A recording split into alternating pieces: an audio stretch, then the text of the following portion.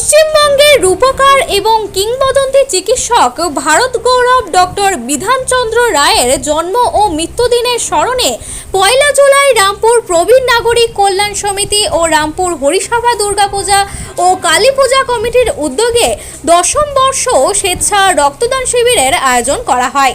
এদিনের স্বেচ্ছা রক্তদান শিবিরে মোট 65 জন স্বেচ্ছায় রক্তদান করেন।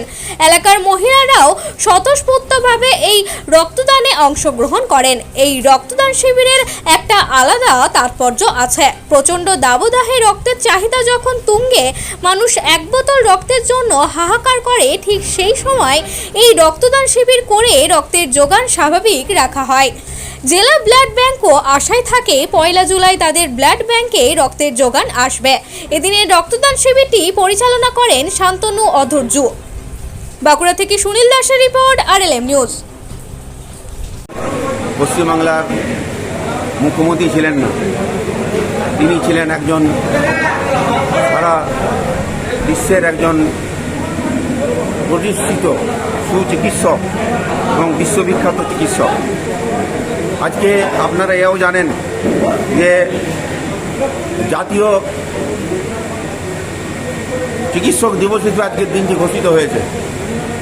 আমরা বিধানচন্দ্র রায়কে একদিকে যেমন পশ্চিমবাংলার রূপকার হিসাবে জানি এবং বিধানচন্দ্র রায়কে অপরদিকে আমরা একজন বিশ্ববিখ্যাত চিকিৎসক হিসাবে তাকে সম্মান করি, শ্রদ্ধা করি, যার চিকিৎসার জন্য আমেরিকার প্রেসিডেন্ট কেনেডি পর্যন্ত তার প্রশংসা করেছিলেন এবং তিনি কেনেডিকে চিকিৎসা করেছিলেন তার বাড়িতে গিয়ে।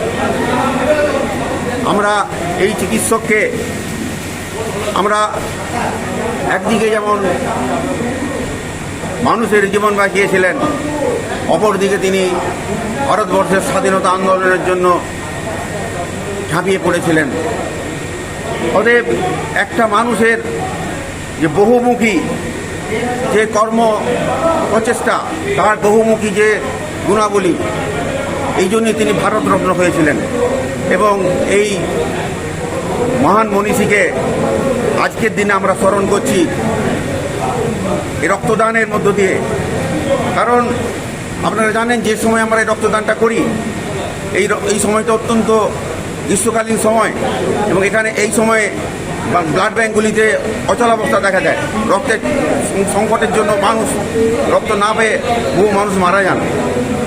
আমরা আজকে এই দিনটি এই জন্যই বেছে নিয়েছি যে গ্রীষ্মকালীন সময়ে আমরা এই যে রক্তদানটা করছি, এই রক্তদানটা মানুষের কল্যাণে লাগবে।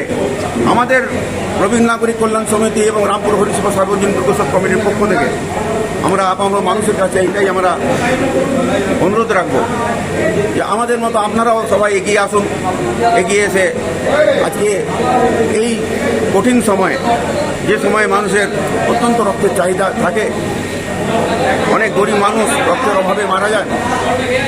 শুধু গরিব বড়লোক নয়, রক্ত সবাইকারই প্রয়োজন হয়, যার ফলে আজকের দিনটিকে বেছে নিচ্ছে আমরা এই গ্রীষ্মকালীন সময়ে। এবং এইটা আমরা আজ 9 বছর ধরে চালিয়ে আসছি। আজকের দিন গিয়ে 10ম বর্ষে পরিপূর্ণ করল এবং 10ম বর্ষে পর আমরা নতুন করে চিন্তাভাবনা করছি যে এই রক্তদান আন্দোলনকে আমরা আরও কীভাবে সাধারণ মানুষের মধ্যে ছড়িয়ে দিতে পারবো। আজকের দিনে এই রক্তদান কর্মসূচি আগামী দিনে মাইলস্টোন হয়ে থাকবে। আপনার নাম? আমার নাম শান্তনু অধৈর্য। আমি এখানকার রক্তদান আয়োজক কমিটির একজন প্রবীণ সদস্য।